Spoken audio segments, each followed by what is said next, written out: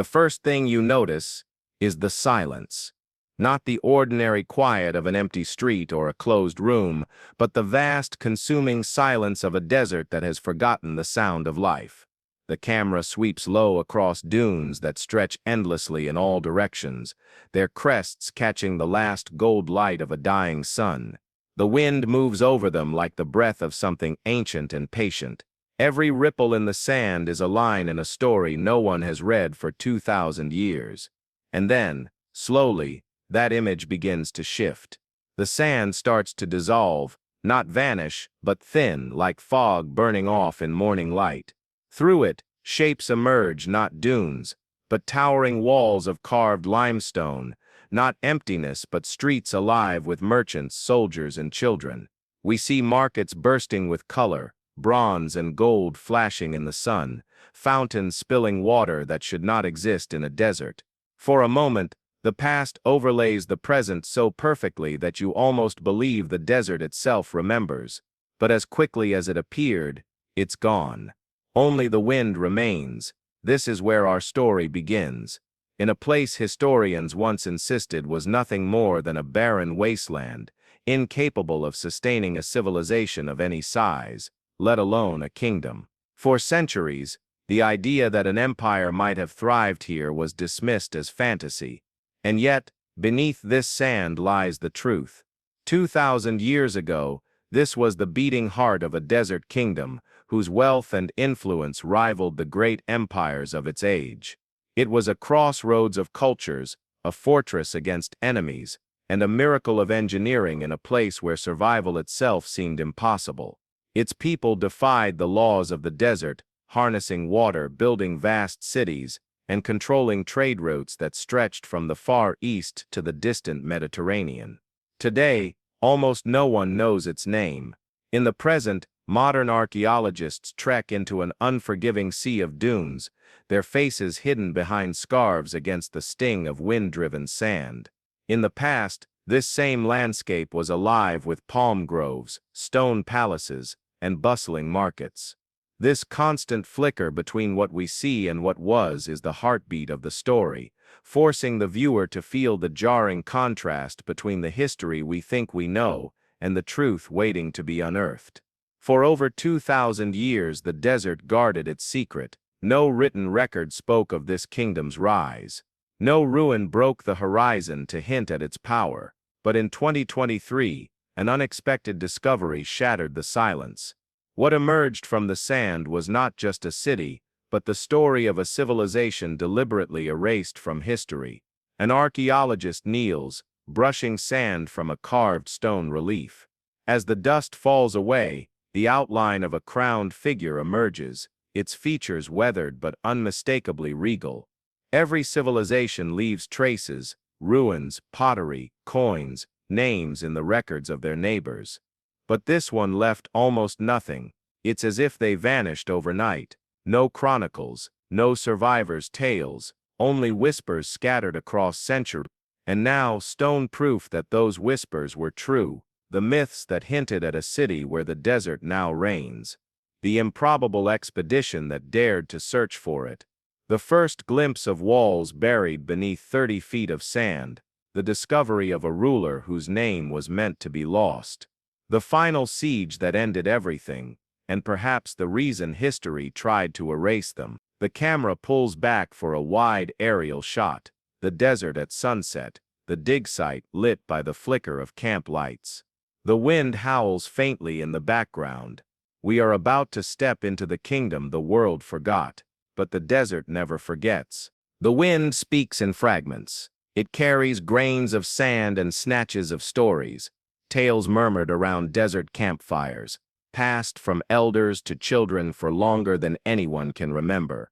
The words drift like smoke, fragile and almost lost, but persistent enough to survive centuries.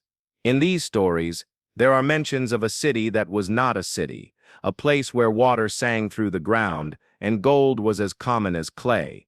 They speak of a ruler whose gaze could stop armies, whose name was forbidden to say aloud. Most historians wave these tales aside as the embellishments of nomads who spent too much time under the stars.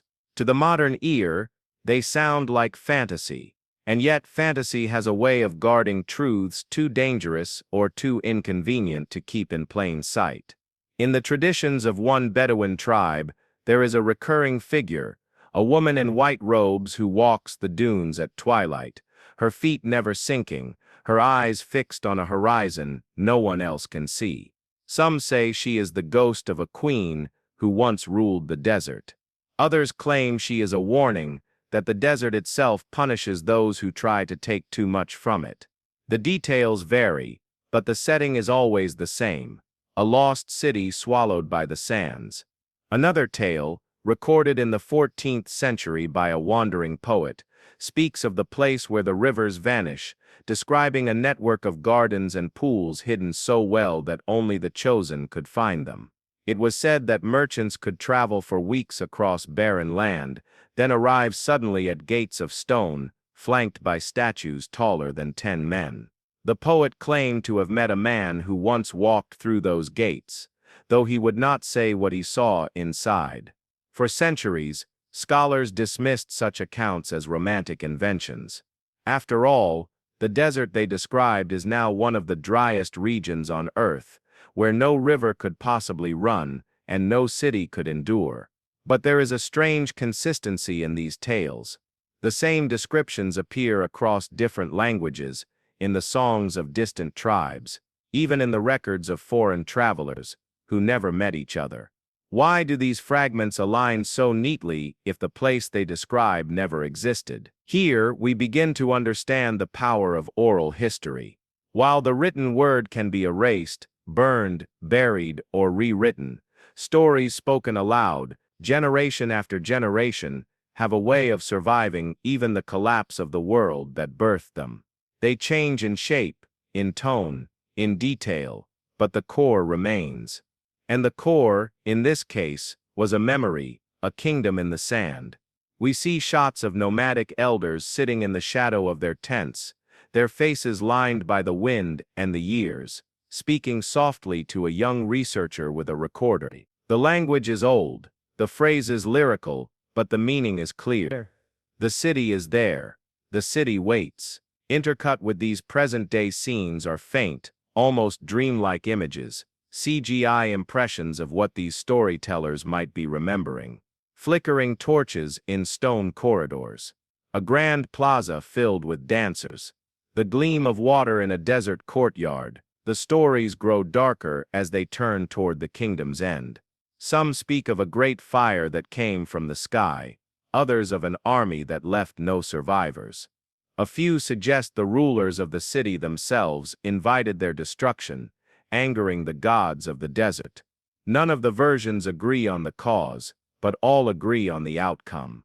The city disappeared, and those who went looking for it never returned. By the time we return to the present, the wind is rising. The researcher packs their notes, casting one last glance toward the dunes. The storyteller's words still hang in the air. The sand does not forget. It only waits. Fade to an aerial view of the desert at dawn, the light creeping over endless gold waves. In the distance, tiny figures move in a straight line, an expedition heading into the uncharted. The myths have done their work. They have set the stage. Now it is time to find out if the whispers are real. The map was never supposed to exist. It surfaced in the most unlikely of places. An estate auction in southern Europe, tucked inside a cracked leather portfolio that smelled of dust and salt. At first glance, it appeared to be a faded 17th century maritime chart, its edges browned by age, its ink blurred by time. But one section of the parchment caught the buyer's eye, a cluster of drawn structures deep inside the interior of a desert, far from any known river or coast. Next to them, in delicate Latin script, a name, one that does not appear in any modern atlas. Maps, like history, are rarely neutral. They are drawn with purpose, to guide, to claim, or to deceive. Historians who examined this strange find were quick to point out its problems. The proportions were wrong. The landmarks didn't match known trade routes, and yet certain details refused to be dismissed. There was a river where no river should be, its course marked with small ovals, possibly symbols for oasis settlements. There was a road, running straight as a spear across terrain that, according to current geography, is impassable dunes. And there was that name, repeated twice in a decorative cartouche, surrounded by ornate scrollwork, as if the mapmaker considered it important. Experts debated endlessly. Some argued it was a misinterpretation of another, better-known city. Others suggested the mapmaker had copied an even older source, possibly a Roman or pre-Roman chart now lost.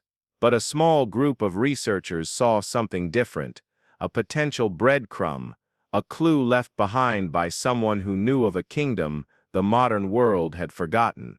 We follow one of these researchers as they project the map onto a digital grid, overlaying it on satellite imagery. At first, the lines and shapes refuse to match, but slowly the distortions of age and scale begin to resolve. Certain points, once believed to be meaningless, line up with odd regular patterns detected in NASA thermal scans of the desert floor. In one region, faint rectangular shapes emerge, buried under centuries of sand, almost invisible except to the trained eye. To most, these anomalies mean nothing. To those who have heard the whispers of a lost kingdom, they mean everything. The film cuts between the map in a glass display case and modern topographic scans, each visual building the tension. The narration draws a sharp contrast. For centuries, scholars trusted their charts over the stories of nomads. Yet here, in the lines of ink laid down by an unknown hand, are the same rivers, the same roads, the same name, spoken in the camps of the desert long before Europe ever put pen to parchment. But the map alone is not proof. In the wrong hands, it is simply a curiosity destined to gather dust in an archive. To find the truth, someone would have to follow it into the desert itself. As the section closes, the screen fills with the sound of wind and the low hum of a helicopter carrying the first modern expedition into a stretch of the desert that no official survey has entered in decades. Below, the dunes look endless, untouched, yet somewhere beneath them, if the map is right, lies the first hint of a kingdom lost for 2,000 years. The desert does not welcome trespassers. From the air it looks deceptively simple, an endless ripple of gold, smooth and serene. But on the ground, every dune is a wall, every hollow a trap. The heat rises in shimmering waves, bending the horizon. Sand shifts underfoot like water, swallowing footprints within minutes. Here, compasses falter and GPS signals sometimes fade without warning. It is a place that punishes arrogance. The expedition team moves in convoy, 2 heavily modified trucks, an equipment trailer and a satellite-linked command vehicle. Their route is not random. Using the strange 17th century map, cross-referenced with thermal scans and ancient caravan records, they trace a path through the uncharted heart of the desert. This path is a gamble. If the anomalies on the scans are nothing more than geological quirks, they will return empty-handed. If the stories are true, every mile brings them closer to something that should not exist. Days blur together in a haze of heat and fatigue. The nights bring a cold that bites through layers of fabric. Around the campfires, the team shares stories, half to pass the time, half to keep the mood from turning heavy. One of the local guides, an older man with a sharp gaze, warns them not to travel too far after dusk. The desert moves at night, he says simply, refusing to elaborate. The camera lingers on the team's navigation screens, where a faint, unnatural straight line begins to appear across the satellite overlay. It is not a road by modern standards. It is far too perfect, running for miles without a single curve. In the middle of nowhere, such precision is not nature's work. By the 5th day, the landscape begins to change. The dunes grow taller, more irregular, and occasional clusters of darker rock protrude from the sand. At first, these are small, shards that might be dismissed as natural outcrops. But then, One of the archaeologists notices something impossible, a block of stone with perfectly straight edges, weathered yet unmistakably carved.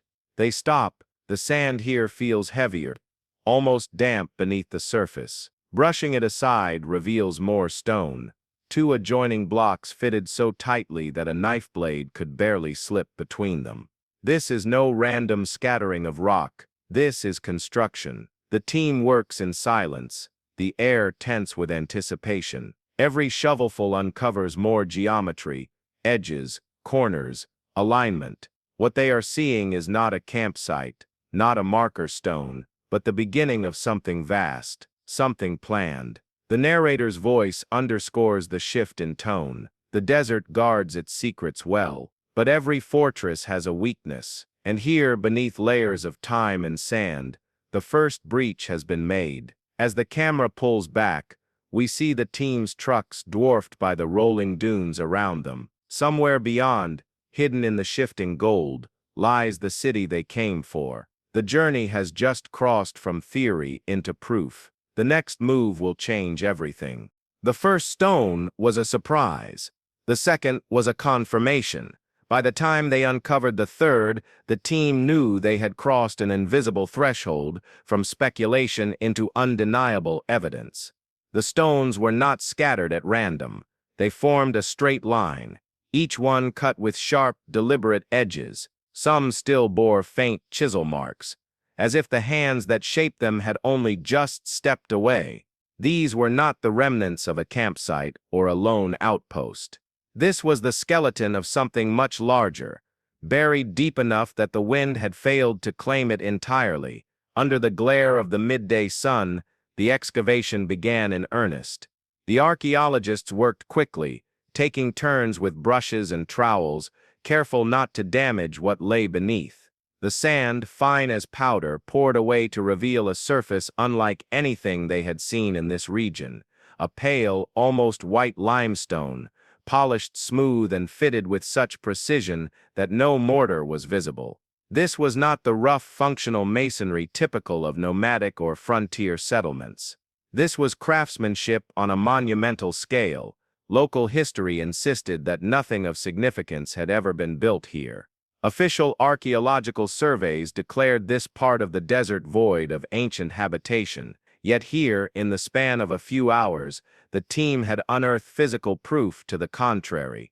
As the sun dipped lower, shadows stretched across the stones, revealing patterns, long, straight grooves carved into the surface.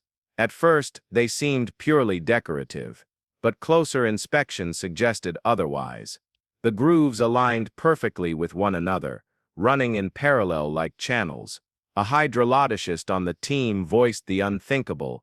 These could have been part of a water system, designed to direct and distribute flow across a larger structure.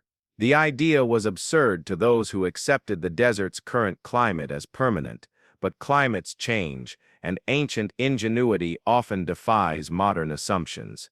Night fell quickly, the temperature dropping from oppressive heat to a dry chill. Floodlights cast harsh white beams across the excavation site, throwing the exposed stones into stark relief against the black sand. The crew's radios crackled with terse excitement as more blocks emerged, some still partially interlocked beneath the surface. A pattern was forming, one that hinted at walls, foundations, perhaps even the base of a massive gate. The narrator's voice deepens. For centuries, the desert was thought to be the enemy of civilization, an empty place where no city could survive. But here, under 30 feet of shifting sand, lay the bones of a city built not to survive the desert but to master it. One of the younger archaeologists lingers after the others have turned in for the night. Kneeling beside the stones, she runs her fingers along the grooves, tracing them to where they disappear into the sand. The wind whistles faintly, carrying grains that swirl and settle in the carved lines. For a moment, she imagines water running there instead, clear, cold, alive. The camera rises slowly, revealing the vast emptiness surrounding the dig, the dunes like frozen waves in an endless sea. The voiceover closes the section, they had found the first hint of the kingdom's heart. But the desert does not give up its treasures easily. This was only the threshold. In the distance, lightning flashes on the horizon, a sandstorm brewing. The next day's work will test not only the team's resolve but the survival of their fragile discovery. The storm passed in the night, leaving the desert strangely still. The morning air carried a brittle sharpness, and the dunes around the camp had shifted subtly, reshaping the land as if to warn the intruders that nothing here stays uncovered for long. But the stones they had unearthed remained, their pale surfaces now glistening faintly under a thin layer of dew, rare proof that even the desert breathes. With renewed urgency, the team expanded the excavation perimeter. As sand was cleared in careful layers, shapes began to emerge, not just in the ground but in the mind's eye. Intersecting lines, precise right angles, foundations that spoke of deliberate planning. This was not an accidental settlement grown in stages. It was a city designed as a whole, built with the kind of order that only comes from centralized power and extraordinary resources. Then came the first wall. It rose slowly from the earth, each foot of height demanding hours of labor to free it from its sandy tomb. Carved reliefs began to appear, warriors in elaborate armor, processions of animals, geometric patterns unlike any known from neighboring cultures. Some figures carried vessels shaped like the grooves found in the earlier stones, suggesting a sophisticated water system was not a theory but a fact. The further they worked, the more the city revealed its intelligence. Narrow, sloped channels ran between larger stone platforms, hinting at an urban layout designed to guide both people and resources. Staircases, buried to their uppermost steps, hinted at multi-level structures. Even the streets, if they could be called that, were paved in fitted stone, their alignment with the cardinal directions too precise to be chance. The narrator's voice cuts through the steady scrape of shovels. We think of desert civilizations as scattered tribes, their architecture temporary, their settlements fragile, but here was something permanent, something built not merely to endure the desert's wrath, but to control it. Archaeologists paused often, documenting every find. Fragments of pottery appeared, decorated with deep blue and black pigments that had somehow resisted fading. Small bronze tools emerged, green with patina, their craftsmanship delicate but efficient. A single stone tablet, its symbols only partly visible, suggested a written language yet to be identified.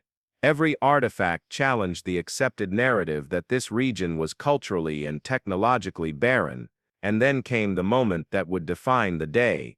As the sand fell away from the base of the wall, the carving of a human face emerged, eyes wide, lips pressed in a calm but unyielding expression.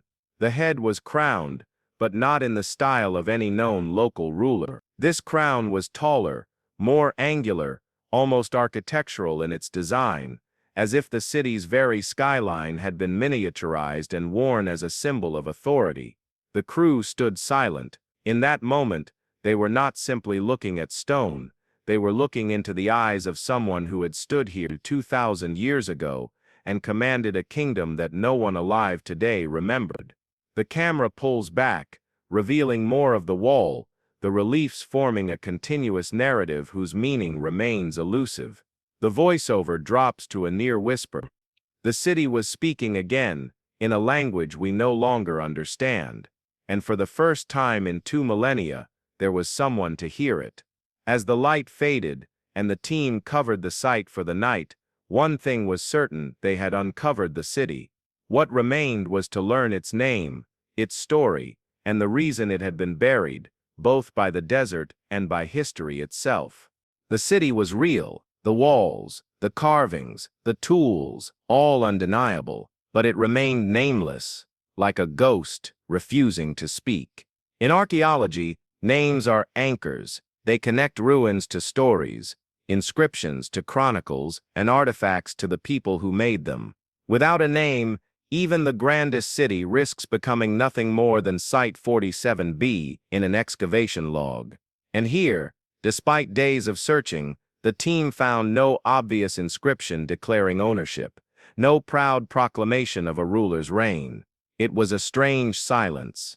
Neighboring civilizations had been meticulous record keepers, engraving their kings' names into monuments, dedicating temples with lengthy dedications, but this city seemed deliberately mute. The lone stone tablet uncovered so far contained only fragments, curved lines and angular marks that could be writing, but if so, it was unlike any known script in the region.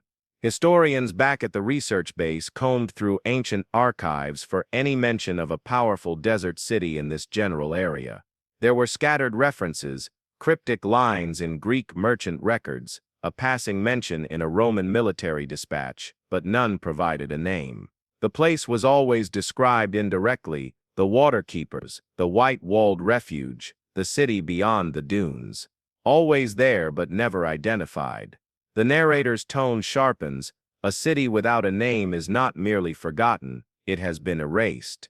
Erasure is not an accident, it is an act of will. Theories began to circulate among the team. Some suspected the name had been deliberately destroyed after a military conquest, the victors purging it from memory as a warning.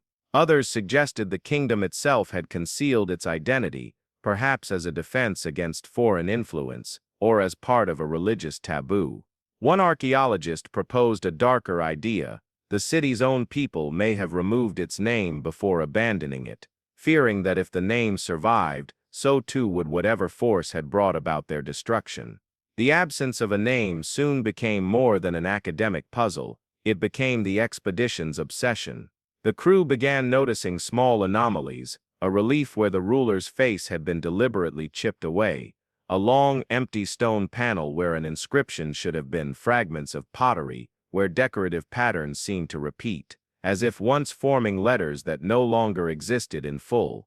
Then came a find that deepened the mystery. Beneath a collapsed section of wall, a bronze seal was discovered, perfectly preserved in the dry sand. It bore an intricate emblem, a circle divided into 4 sections, each filled with a different symbol: a river, a flame, a star, and a stepped pyramid. Around the edge was a band of tiny markings, not quite recognizable as letters, but too precise to be meaningless. When the seal was shown to epigraphers via live video link, they could only shake their heads. The script was entirely unfamiliar, showing no clear relation to any known writing system in the region's history.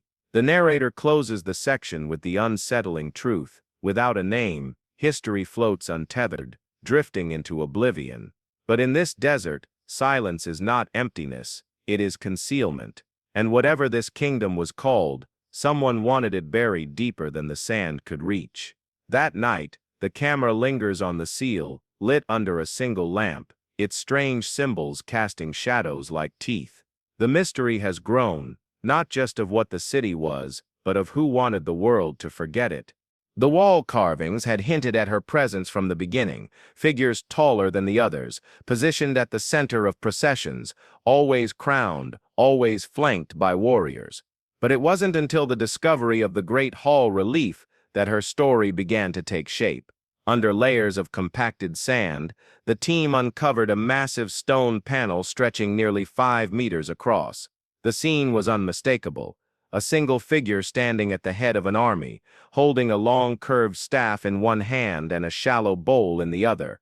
Her crown was unlike any known from the surrounding empires: tall, angular, layered like a ziggurat, studded with carved motifs of stars and flowing water. The details were sharp enough to suggest she had not been a mythic figure, but a living, breathing ruler, and she was a woman. In much of the ancient world, female rulers were rare, often dismissed by neighboring chroniclers as regents or anomalies. But here, her presence was central, commanding soldiers, presiding over rituals, leading diplomatic processions with foreign envoys. This was no queen consort or symbolic figurehead.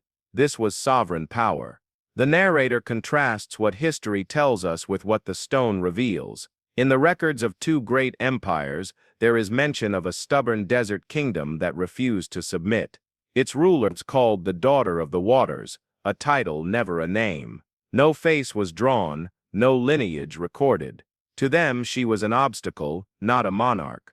But the walls here speak differently. Among the artifacts found near the relief were bronze spearheads with inscriptions in the same unknown script, fragments of silk dyed in deep reds and purples, and a gold pendant shaped like the crown she wore in the carving.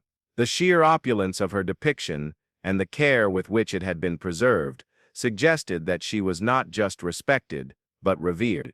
Some members of the team speculated that her reign might have been the height of the kingdom's power. Others suspected that her defiance of surrounding empires might explain why her memory, and the kingdom itself, was systematically erased from history.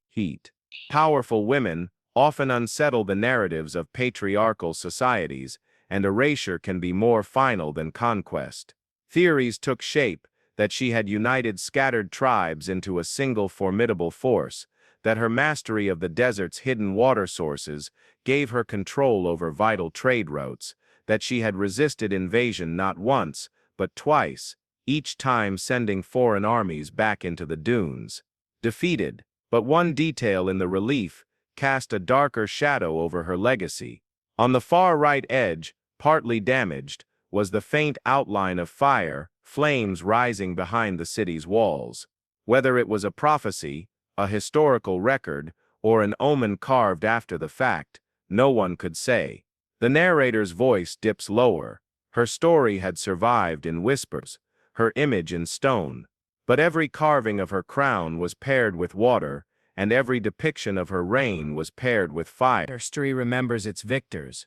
The desert remembers everyone else. As the section closes, the camera moves in slowly on her carved eyes, unblinking for 2,000 years.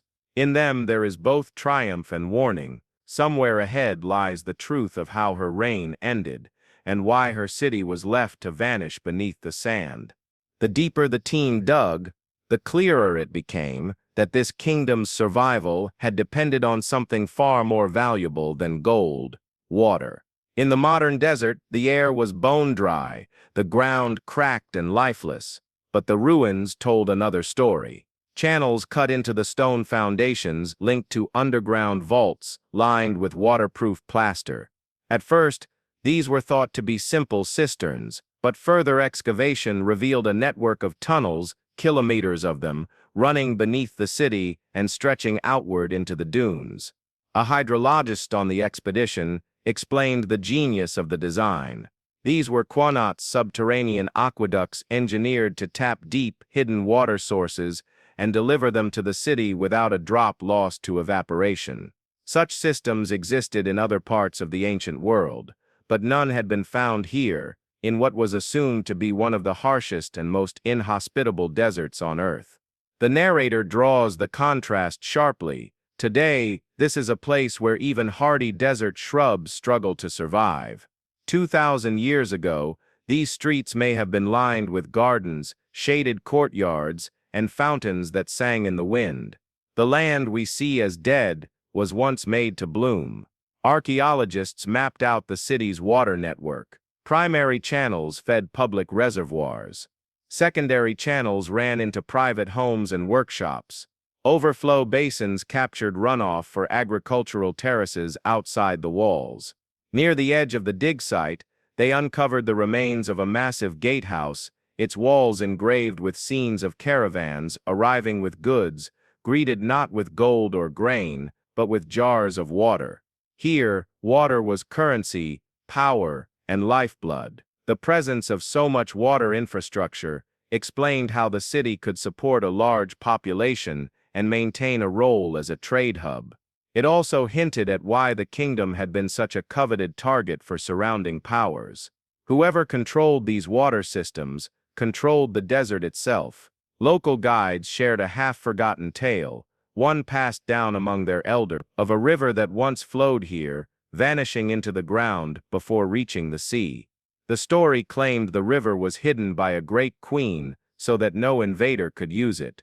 Listening to it now, the archaeologists realized it might not be myth at all. It could be an encoded memory of these subterranean canals, concealed from enemies for generations. But there was a more unsettling implication. If this system had been destroyed, or deliberately sealed, It could have doomed the city almost instantly. Without water, the desert would reclaim everything in a matter of days. The narrator closes the section in a low, deliberate tone. The kingdom's mastery over the desert was its triumph. But in the end, it may also have been its greatest vulnerability. In a land where water is life, the one who holds it holds everything until they lose it. The camera fades out on the image of a half-buried reservoir, its once smooth plaster cracked and dry, the memory of water clinging only to the stone.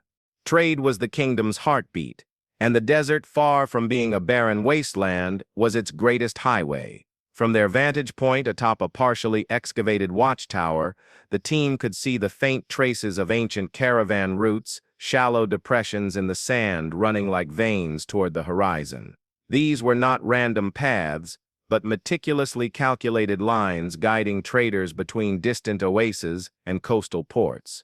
For those who understood the desert's rhythms, they were faster and safer than the mountain passes or coastal roads controlled by rival empires.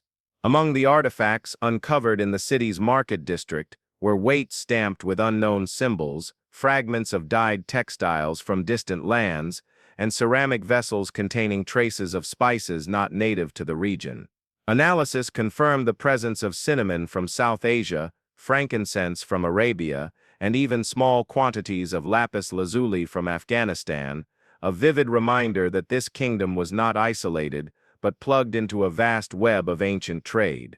The narrator frames the contrast. Today, the desert seems like a natural barrier, a place to be crossed reluctantly. 2,000 years ago, it was an artery of commerce, pulsing with the footsteps of camels, the creak of wooden carts, and the scent of goods from a dozen distant worlds. The city's location, nestled near the convergence of several key trade routes, would have given it immense strategic value. Any merchant caravan heading inland or toward the coast would have been hard-pressed to avoid it. And unlike some kingdoms that taxed traders mercilessly, evidence suggested this desert capital may have offered safe passage and controlled pricing, building loyalty among foreign merchants while quietly expanding its wealth and influence.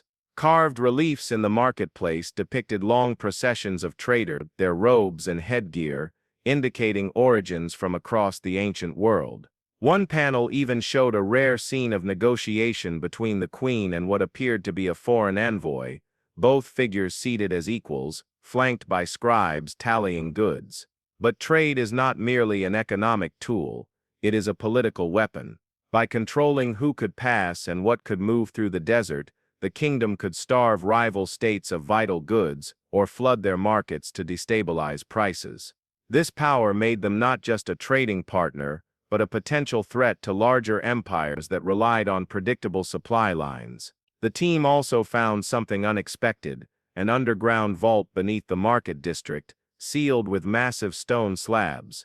Inside were hundreds of amphorae filled not with grain, oil, or wine, but with fresh water. This was strategic stockpiling, proof that the kingdom could outlast any siege, holding trade hostage until its enemies bent to its will. The narrator's voice turns ominous. Trade made them rich, water made them powerful. Together, they made the kingdom untouchable, until the day both were taken away. As the section closes, the camera pans across the open desert beyond the city, overlaying faint animated lines of ancient caravan routes that fade into the horizon. Those same lines that once brought life could just as easily have carried death.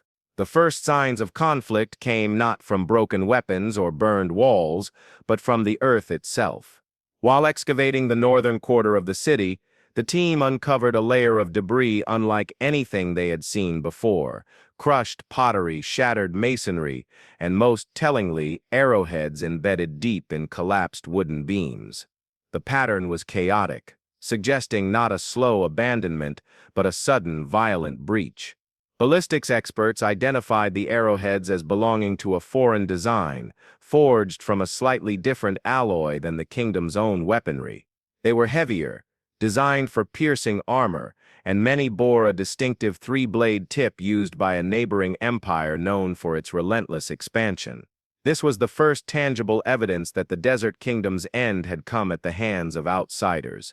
The narrator sets the contrast. In the known histories of the great empires, there is barely a mention of this place. Yet here, in the dust and ruin, is proof that they knew it well enough to attack and well enough to fear.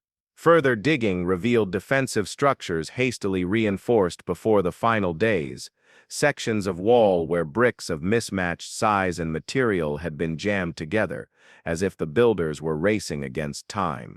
In some areas, the walls had been repaired not with stone but with timber and mud, a desperate measure in a city that had once been an architectural marvel. But perhaps most haunting was what the archaeologists found in the streets. The skeletons of camels still tethered to posts, their riders nowhere to be found. An overturned market stall with goods scattered and untouched, as if the inhabitants had fled mid-transaction, and in one small home a family's possessions neatly packed in baskets never taken. This evidence told a grim story. The attack had come swiftly, leaving the city with little chance to mount a prolonged defense. But there were hints that the defenders had fought fiercely. Archer positions were found on rooftops, and several enemy arrowheads were discovered lodged in the bones of the fallen. Then a chilling find, a mass grave near the edge of the city, containing both men and women, many with bindings still intact. This suggested that the attackers had not only killed warriors, but had rounded up civilians, possibly as captives, or to prevent them from returning. The team began piecing together the scenario. The attackers may have breached the water tunnels first, cutting off the city's lifeline, then advanced along the trade routes, using speed to overwhelm the defenders. The narrator closes the section with measured weight. The Empire's records are silent, but silence can be as telling as words. They erased the city's name. They erased its queen, and when they were done, they erased themselves from the memory of what they had done here. The final shot lingers on the image of a single arrowhead resting in the sand, its edges still sharp after 2 millennia, waiting for the day someone would uncover the story it carried. In the city's central district, archaeologists found layers of ash so thick they formed a distinct black band in the soil profile, a scar in the earth itself. Charred timbers lay where great halls once stood, their grain patterns still visible but burnt to a brittle shell. Roof tiles, warped and fused together, hinted at temperatures high enough to melt bronze. Forensic analysis revealed something striking. The fire had not been random. Multiple ignition points were identified across the city, suggesting a deliberate, coordinated act rather than a single accidental blaze. Even the underground water tunnels bore signs of scorching near their entrances, as though the attackers had intentionally tried to make them unusable. The narrator draws the contrast with slow precision. In popular imagination, the desert swallows cities gently, wind, sand, and time working together.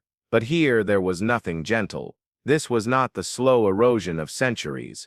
This was an execution. Some of the most telling evidence came from the palace complex. The ornate cedar beams, imported at great expense from distant forests, were reduced to twisted black remnants. Mosaic floors were cracked and blackened, their once bright colors dulled under layers of soot. In the audience hall, the stone throne itself bore scorch marks, as if the conquerors had wanted to burn, not just the buildings but the very symbols of rulership. Amid the destruction, archaeologists uncovered caches of goods hastily buried in the ground, jars of dried fruit, bundles of cloth, small personal treasures wrapped in linen. These suggested that some inhabitants saw the disaster coming and attempted to hide what they could, perhaps intending to return. They never did. Chemical testing of residue on the walls pointed to the use of a flammable mixture, possibly pitch or bitumen, poured into key structures to ensure total destruction. Such tactics were common in ancient siege warfare, when the goal was not conquest but obliteration. One chilling find was a series of inscriptions hastily scratched into the plaster of a storage room wall. Though partially destroyed, they seemed to list names, possibly those of citizens or soldiers, alongside short prayers for protection. The final line ended abruptly, as if the writer had been interrupted mid-stroke. The narrator's tone darkens. This was not simply the fall of a city, it was the deliberate erasure of a rival, its water stolen, its trade seized, its people scattered or slain, and then, its bones set alight so nothing could rise from them again. The section closes with an aerial shot of the excavation site, overlaying an animation of flames consuming the ancient streets. Slowly the fire fades, replaced by drifting sand until the city disappears, just as it had for 2,000 years. In most cases, conquered cities leave a trace of their conquerors, rebuilt walls, new inscriptions, altered street plans. But here, there was only absence. After the fire and violence, the site appeared to have been deliberately abandoned. The layers above the destruction were not filled with new buildings or fresh pottery shards. They were sterile, wind-blown sand. It was as if the victors had salted the earth, ensuring no one could live here again. Satellite imaging of the surrounding desert revealed another clue. The caravan routes leading to the city seemed to vanish in the years following its fall. Tracks that had been used for centuries were rerouted dozens, even hundreds of miles away. To erase a city from trade maps was to erase it from history itself. The narrator sharpens the contrast. We know the conquerors wanted its water, we know they coveted its position on the trade routes, and yet, instead of occupying it, they erased it. The question is, why destroy what you could rule? Archaeologists began to suspect a deeper motive. Perhaps the attackers feared the city's people would rise again, reclaiming their water systems and re-establishing their dominance. Or perhaps this kingdom's queen had forged alliances too dangerous to leave intact, relationships that could destabilize the conqueror's rule elsewhere. One theory, whispered among the team, was more personal, that this was not merely a military operation, but an act of vengeance. Some records from distant states mention a mysterious desert ruler who defied a powerful emperor, refusing tribute and humiliating his envoys. The timing of these accounts matches closely with the city's destruction. In the excavation's archives, a battered clay tablet held another tantalizing clue. Written in a foreign script, it described a cursed city whose wells ran deep into the bones of the earth.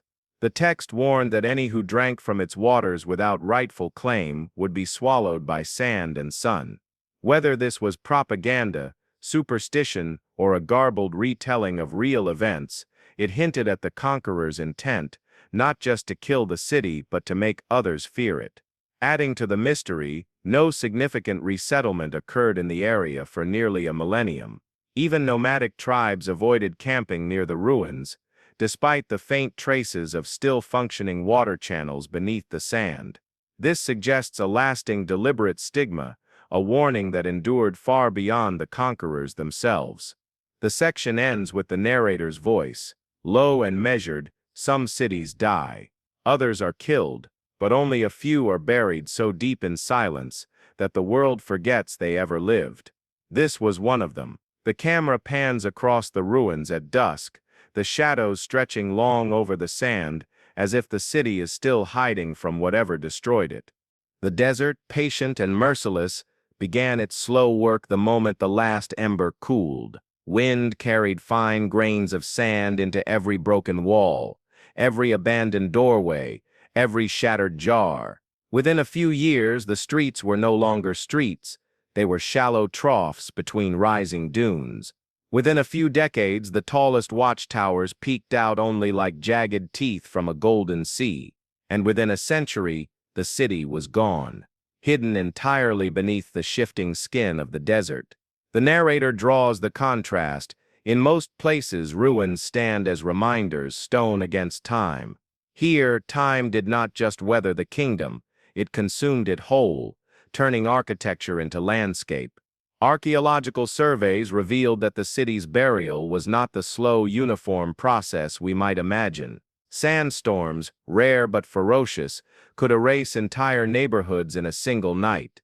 Seasonal winds carried the desert from hundreds of miles away, layering it over the ruins like an ever-thickening shroud.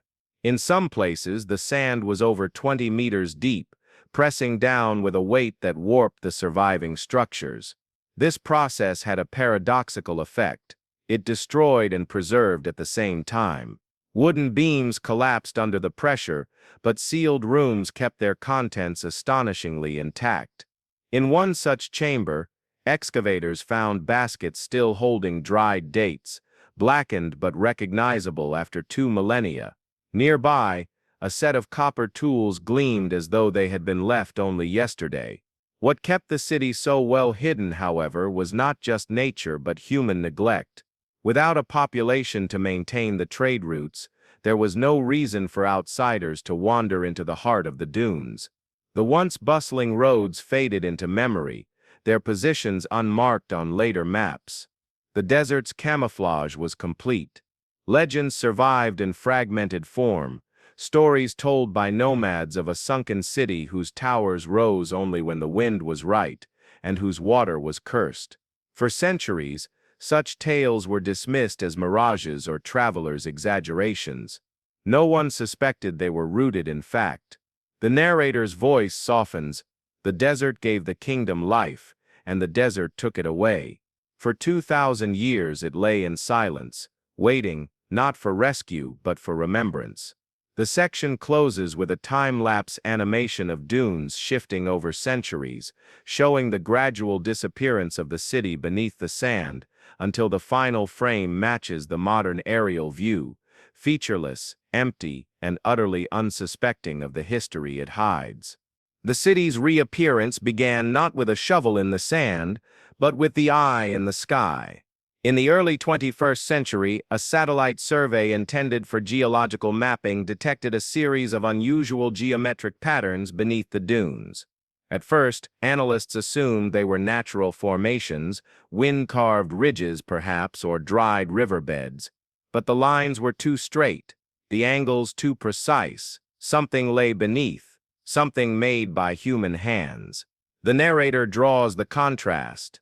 For centuries, maps showed nothing here but empty desert, and yet, in wavelengths of light invisible to the human eye, the forgotten city began to speak. Using infrared imaging, researchers traced what appeared to be a vast network of buried walls and avenues. Even more remarkable was the faint outline of a ring-shaped structure, possibly a fortified outer district encircling the main settlement. To specialists in ancient urban design, the layout was unmistakable. This was no nomadic camp or caravan stop. This was a capital. News of the find quickly reached a small team of desert archaeologists known for their work in remote, inhospitable environments. Armed with satellite coordinates and high-resolution scans, they set out to locate the site on the ground, a task far harder than it sounded. Without visible landmarks, the journey was a test of endurance. Searing days, freezing nights, and dunes that seemed to rearrange themselves with each passing hour. When they finally reached the coordinates, they saw nothing but sand in every direction. The desert revealed nothing willingly. It was only after days of ground-penetrating radar sweeps that faint anomalies began to appear. Buried stone, collapsed chambers, ancient streets lying silent just meters below their feet. The narrator's voice carries a note of awe. It had been 2,000 years since the last human eyes saw these streets. And now, for the first time in 2 millennia, the city was about to breathe again. Initial excavation was cautious, almost surgical. Each layer of sand peeled away revealed objects frozen in time, pottery painted in colors still vibrant, coins stamped with symbols never before catalogued, and fragments of murals depicting a ruler whose face was half erased, as if history itself had tried to hide her. As the team worked, they realized they were standing atop one of the most complete ancient cities ever discovered in the desert world. Not just fragments or scattered ruins, but an entire capital preserved beneath a blanket of sand. The section ends with an overhead shot of the first cleared avenue, sunlight touching it for the first time in 2,000 years. The camera lingers, letting the moment breathe, as if the city itself is waking from a long and unbroken dream. The deeper the excavation went, the more the city began to reveal its secrets, secrets that rewrote what historians thought they knew about desert civilizations. At the heart of the dig, archaeologists uncovered a monumental structure unlike anything in known regional architecture. Its base was carved directly into the bedrock, but its upper tiers had once been clad in polished white stone, now scattered in fragments across the site. The design suggested both a palace and a temple, blurring the line between governance and religion. The narrator contrasts the images. In our textbooks, desert kingdoms are painted as simple, transient societies, traders and raiders with no lasting monuments. Yet here stood a building meant to last for eternity. Inside its surviving chambers, murals stretched across the walls in vivid mineral pigments, depicting processions of robed figures carrying gifts from far-off lands. Lapis from the east, ivory from the south, and exotic birds from coastal kingdoms. These scenes hinted at an international reach far beyond what scholars believed possible for a city so deep in the desert. Even more surprising were inscriptions in multiple languages. Alongside the kingdom's own script, still only partially deciphered, appeared texts in the writing systems of neighboring empires. This suggested that the city was not an isolated outpost, but a hub of diplomacy where ambassadors met and treaties were brokered. Among the most extraordinary finds was a set of bronze tablets sealed in a stone chest. When carefully cleaned, they revealed decrees from a ruler whose name had never appeared in any historical record. The edicts spoke of water rights, trade agreements, and most intriguingly, an unbreakable bond with the House of the River, a phrase scholars now believe referred to a powerful alliance with a distant civilization dependent on river trade. The narrator's tone deepens. If these tablets are genuine, and every test so far says they are, then this forgotten kingdom was not a footnote in history. It was a player in a game of empires. Artifacts recovered from nearby workshops supported this vision of a complex, interconnected society. Intricately carved bone combs, finely woven linen, and ceramic vessels glazed in colors requiring advanced kilns. One storeroom even contained sealed jars of resin imported from 1,000 miles away, a luxury commodity worth more than gold at the time. But perhaps the most haunting find was a carved relief showing a great council in session. At its center sat a female figure wearing a crown shaped like a rising sun, flanked by advisors. Her face was intact, calm, commanding, and entirely unknown to history. The team began calling her the Sun Queen. The section closes on this image, the camera slowly tightening on her stone gaze, while the narrator says, "Her name is lost. Her city was erased, but now after 2,000 years, her eyes are upon us once more." As excavation expanded beyond the city's ceremonial core, archaeologists turned their attention to its lifeline, the water system.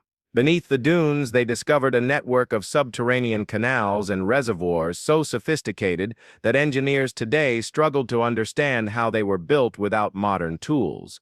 These cunat-like channels extended for miles, tapping deep aquifers and feeding both the city's needs and its surrounding agricultural lands. The narrator contrasts the record. The accepted history says desert kingdoms rose and fell with the rains. But here was a city that defied the sky itself, drawing life from the depths of the earth. The system's ingenuity was matched by its resilience. Stone-lined shafts dropped at precise intervals, allowing maintenance crews to clear sediment and repair damage. In some cases, these tunnels were cut directly through solid rock, requiring years, if not decades, of labor.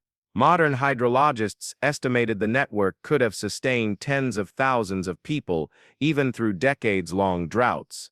More astonishing was the evidence that this water infrastructure predated the city's grand monuments. This suggested that the kingdom's founders had first secured the lifeblood of the settlement before building palaces or temples. In effect, they engineered survival before they engineered glory. Within one partially collapsed chamber, excavators found an ancient blueprint etched into a slab of limestone, a cross-section of the underground water network, complete with measurement marks and directional arrows. It was a piece of engineering documentation that should not have survived 2 millennia, yet here it was, preserved in the cool darkness beneath the sand. But the water system also revealed a darker truth. Some channels showed signs of deliberate sabotage, stone blocks jammed into conduits, tunnels collapsed in ways inconsistent with natural erosion. These were not the scars of time, but the marks of human hands, likely from the city's final days. The narrator's voice turns ominous. To kill a desert city, you don't need to burn it. You only need to take its water. The section ends with the camera following one of the excavators as they walk deep into a restored tunnel, torchlight flickering against the damp stone. At the end of the passage, the frame cuts to black, leaving only the sound of dripping water, the heartbeat of a city that once refused to die. The final phase of excavation brought the most unsettling discovery yet, an unmarked burial field lying just beyond the city's outer wall. At first, the team assumed it was a common cemetery, but the uniformity of the graves told another story. Hundreds of skeletons were laid out hastily, many without the ceremonial goods typical of desert burials. The bones bore signs of trauma, fractures, blade marks, and in some cases evidence of burns. Others showed no injuries at all, suggesting death from illness or starvation. The narrator frames the contrast. In the histories we know, kingdoms fall in battles sung by poets, but here the truth was quieter, crueler, and perhaps more deliberate. Radiocarbon dating placed the burials within a narrow window just years, perhaps months, before the city's final abandonment. Coupled with the earlier evidence of water sabotage, the conclusion was chilling. This was not a slow decline, but a sudden catastrophe. Among the graves, archaeologists found a small cluster of burials unlike the rest, individuals laid to rest with gold amulets, carved ivory pins and fragments of silk. These were clearly people of rank, yet their resting place was far from the city's elite necropolis. Scholars began to suspect they were executed, or exiled from the main burial grounds, possibly during a purge. Nearby, a shattered tablet was recovered, inscribed with a partial decree from the Sun Queen. The surviving words spoke of betrayal within the gates and a closing of the wells. Though incomplete, the tablet hinted at internal conflict, perhaps a coup or civil war that had sealed the kingdom's fate. The narrator's tone lowers. If this was the end, it was written not in glory, but in sand and silence. The excavation site now presented a grim puzzle. Was the city destroyed by enemies from without, or was it undone by its own people? The burial field, the sabotaged waterworks, and the sudden disappearance all pointed to a collapse more complex than any single cause. The section closes at sunset over the dig site, archaeologists standing silently at the edge of the burial field. The wind moves through the dunes, lifting small whirls of sand, as if the desert itself is closing the chapter once again.